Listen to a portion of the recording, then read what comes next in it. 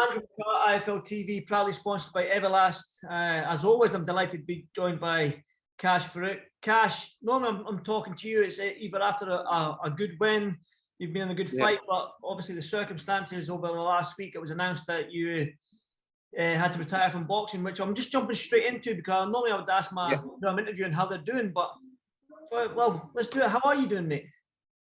I'm doing all right, mate. I've been over a month. It's been over a month and a few weeks now, so don't get me. It's not easy.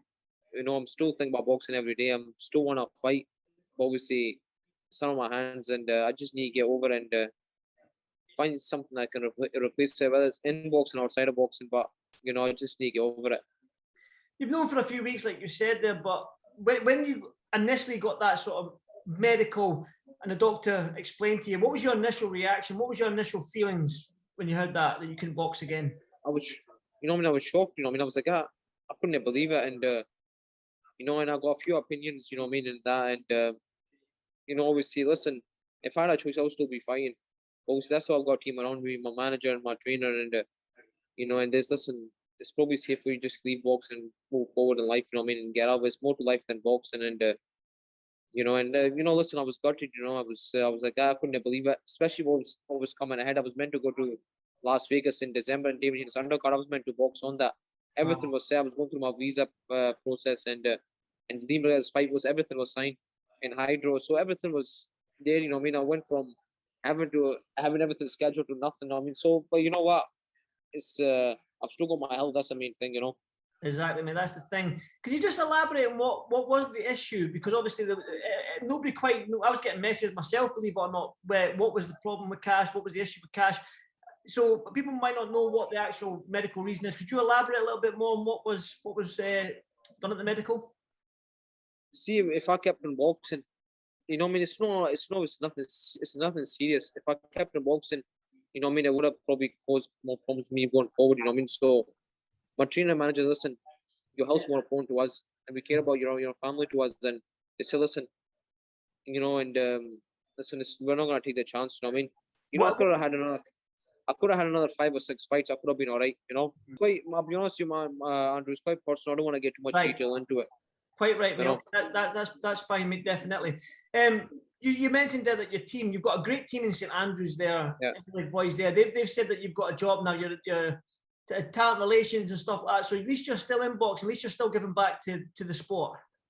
Yeah, 100%. You know, and I'm gonna be helping my manager in Wilson, the Sound Spawn Club scout, with a talent scout, and you know, taking Fire Zone and helping them, and you know, I'm gonna get my hand on another few things as well, whether it's in boxing or outside of boxing. But I want to do other things. So I'm ready to retrain myself mentally and physically as well, because I've always thought about boxing age of 14. I never really wanted to do anything else apart from boxing, and I put my time and energy and so much into it. And you know, I was like, now that's out the way. Now I can put my time and energy into other things now.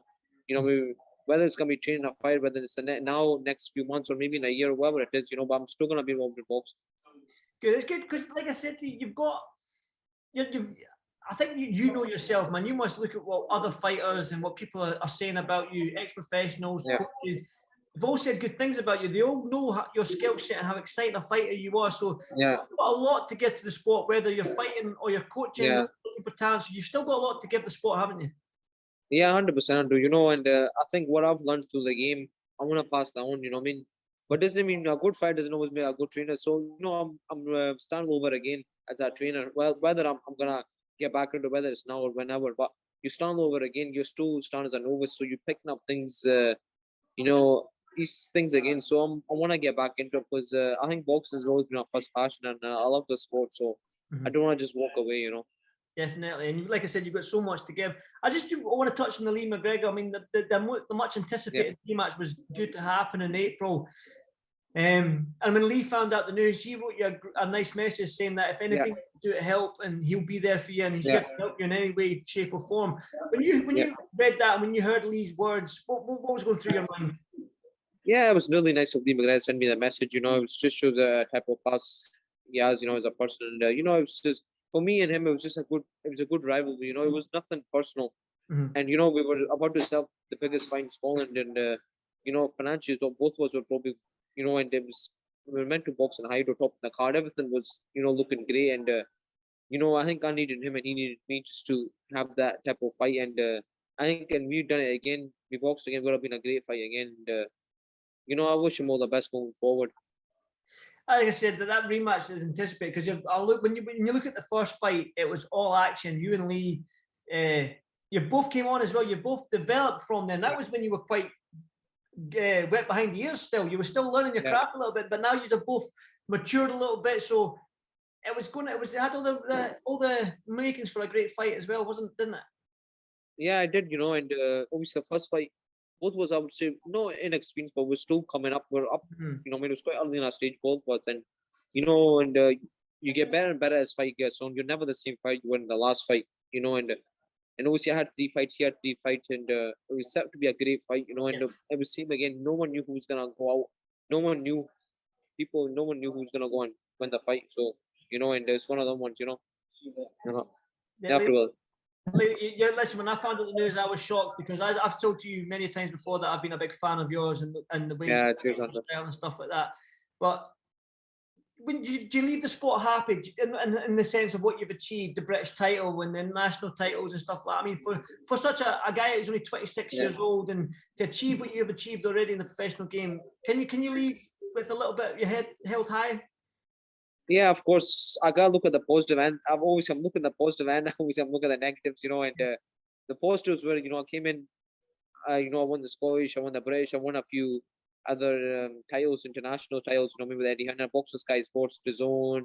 I done BBC, and I had a good fight with Lee McGregor. So I gotta look at all these type of stuff, and you know, I won the British outright. So you know, I gotta look at that as well, and you know, I done a small, in a short space of time as well in 17 fights, so it's good, you know. And when I turned over, I barely saw any tickets, Andrew, you know, and no one really knew I was even boxing.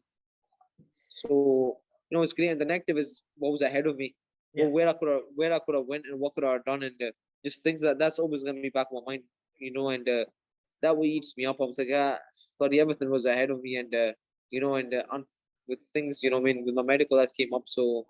You know, that's always going to be back in my mind until the day I die. You know, it's I could have. Obviously, even 10, 15, 20, 30 years time, I'm still going to bring that up. Oh, I was just there. You know, I was there. You know, some fighters always say, I could have done this, I could have done. But, you know, I was there, and I was just there with the biggest promoter, Eddie Hearn. And, you know, I was going to be in a great fight. So, you know, just things like that. It's going to be back in my mind. But the thing is, Cash, as well, like, everything happens for a reason. You're still going to be in the sport. So there's obviously, you've so much to give. There's probably a young kid out there who's 8, 9, 10 years old. He's going to come to KASH FAROOQ because he was a fan of yours, and you're going to end up teaching him your sort of stuff. And he might go on and achieve his goals, and you can give back to the sport, to the community and all that, to what you've learned. So like I said to you, even though it's hard, it's a bitter pill to swallow, it's hard to digest right now, but you've still got a lot to give the sport, definitely.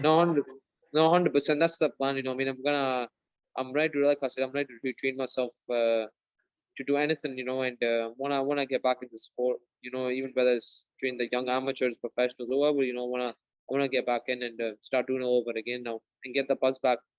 Definitely. As another side note, as a fighter anymore. You know. But even it was announced by Eddie Hearn, and I seen like everyone was leaving you messages and kind messages. What was going through your mind reading all them warm messages?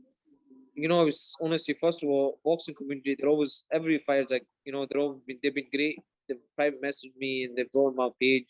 You know, I can't thank them enough. You know, it's made things a bit easier, you know, as the time, you know, it just shows you how much fire thought of me, and it was great. I'm grateful for that. And you know, the boxing community is a tight community. They're always good to each other, and that's what they like to me. And you know, and I'm gonna miss that part of boxing. You know, got any fights lined up. You know, got this and that. Just the small things like weigh-ins after the fight, before the fight, on the fight night, and you know, leading up to a fight. Just things like that. You're gonna miss. You know. Yeah, you're not gonna miss making weight, are you? To be honest, you know, I sound silly, but see, when you start eating so much, you don't. You're like that. It becomes boring. Not boring, but it becomes. It's no that. You know, you do miss something making weight, then eating after that. It feels good. Yeah, I bet, mate. I bet. It's like fasting. Yeah, there you go. You've done that. You've fasted before. Yeah, we do Ramadan after you've farmed for 20 or whatever hours it is, and you know, after you eat, you feel great. Then after you eat, you're like, oh bloody hell, I'm full. I'm full now. Yeah, definitely. You mentioned Eddie Hearn, the biggest. You said he was the biggest promoter in the world. He had a lot of faith in you. He was very, very confident you can go on, be world champion and stuff like that. So, just a quick word on Eddie and what he done for your career, even though it was only 2 or 3 fights. But it looked like you mentioned Vegas and all that sort of stuff. He had plans for you, didn't he? Yeah, they did, Eddie, and when I go be off McGregor, let's be honest, I would never have go signed with Eddie Hearn.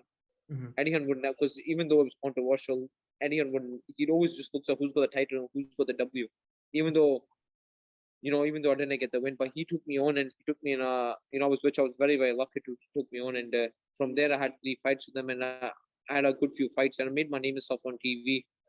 And I know it was a short period of time, but it was good. I had an experienced fight camp and other few things as well, so it was great, and I can't thank Eddie Hearn and Matchroom enough for this.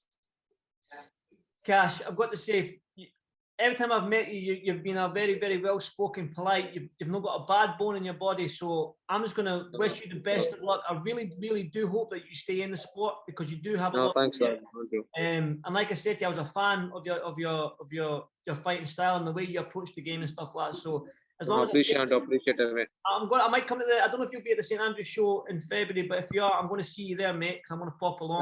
No, 100%. Yeah, I'll be see you. I hope you're there with the camera, everything.